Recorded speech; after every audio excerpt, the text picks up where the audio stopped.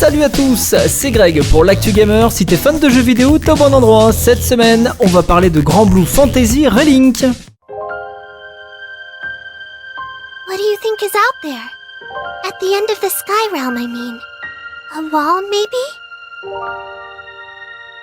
Hey, can I ask you something?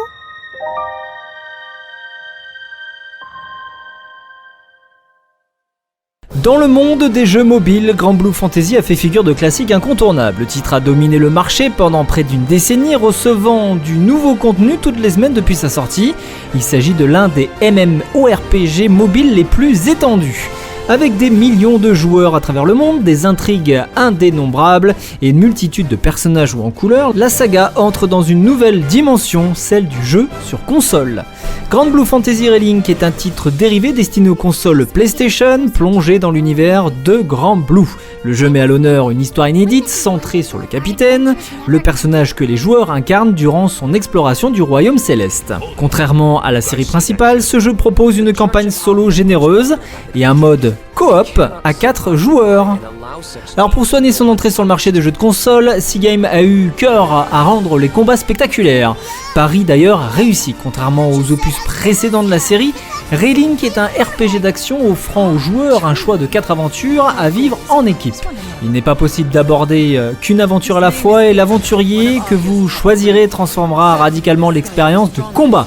Des personnages agiles et rapides aux guerriers infligeant de tout lourds dégâts, vous verrez l'ADN du MMO prendre vie au fil des affrontements, offrant un spectacle haut en couleur à ne pas manquer. Alors les ennemis déclenchent des effets d'état, cherchent à vous isoler de votre groupe et tentent d'empêcher des liens, qui sont des attaques combinées que vous assénez avec les membres de votre groupe. À vous 4, réaliser des combos qui, de plus est, va être visuellement superbe, infligeant des dégâts colossaux à tous les ennemis se trouvant dans leur zone d'effet, et ça, c'est très intéressant.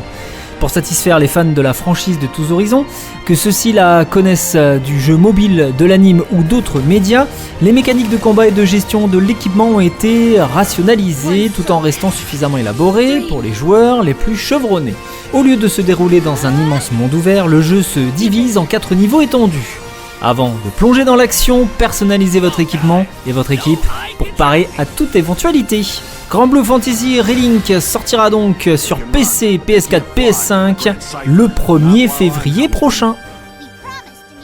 Et pour terminer l'Actu Gamer, parlons de Suicide Squad Kill the Justice League. Des pires. Mais vous êtes doué dans ce que vous faites. Même si c'est loin d'être fait pour faire le bien. Bienvenue dans la Task Force X. C'est vrai qu'on en avait déjà parlé, mais le moins que l'on puisse dire, c'est que Rocksteady est un studio qui a particulièrement brillé à la fin des années 2000 jusqu'à 2015. C'est simple, les Britanniques ont quelque peu cassé les codes du jeu vidéo de super-héros avec leur Batman Arkham, largement d'ailleurs reconnu comme étant de véritables pépites vidéoludiques. Alors pourtant, la firme n'a rien pondu depuis 8 ans maintenant, et pour cause, elle travaille d'arrache-pied sur Suicide Squad Kill the Justice League. Pour le coup, le principe diffère un peu puisque l'on contrôlera pas un, mais directement 4 personnages. Deadshot, Harley Quinn, Captain Boomerang ou encore King Shark, tous disposant d'un gameplay spécifique. Qu'il s'agit d'un jeu qui se jouera seul ou en coopération, ils devront contrer une menace extraterrestre ayant envahi Metropolis et ayant surtout contaminé la Justice League qui se retourne alors contre la population. Le problème, c'est qu'en plus de multiples retards, les retours du public après les premières présentations de gameplay ont été si froids que c'est Warner Bros Interactive lui-même qui a décidé de revoir la formule pour éviter la casse. Il faut croire que les joueurs ne s'attendaient pas vraiment à ça et les Anglais sont donc repartis au charbon.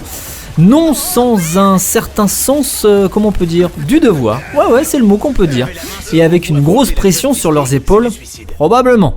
J'ai pas tout suivi. Après donc 2 longs mois de silence, Rocksteady est revenu prendre la parole et dévoile une donnée de taille littéralement, puisque la ville de Metropolis sera 2 fois plus grande que celle de Gotham dans Batman Arkham Knight. Chaque personnage disposera de sa propre façon de se déplacer. En fait, la mobilité sera même un élément central de la jouabilité. Et pour aller de pair, il fallait donc un monde ouvert, plus grand et plus spacieux. Si tout va bien, Suicide Squad Kills the Justice devrait débarquer le 2 février prochain sur PC, PS5 et Xbox Series. On imagine donc que la communication autour du titre devrait s'accentuer considérablement tout au long du mois de janvier. On croise les doigts pour que le résultat soit à la hauteur de la longueur du développement. Je répète, le pingouin s'envole. Alors coupons-lui les ailes. Oh mon Dieu! Il se relève! J'en remets une dose. Il est en train de se barrer. Il faut qu'on l'arrête, là. Alors, c'est bon? Non, ça a pas suffi du tout. Ou alors, faites sauter sa tête.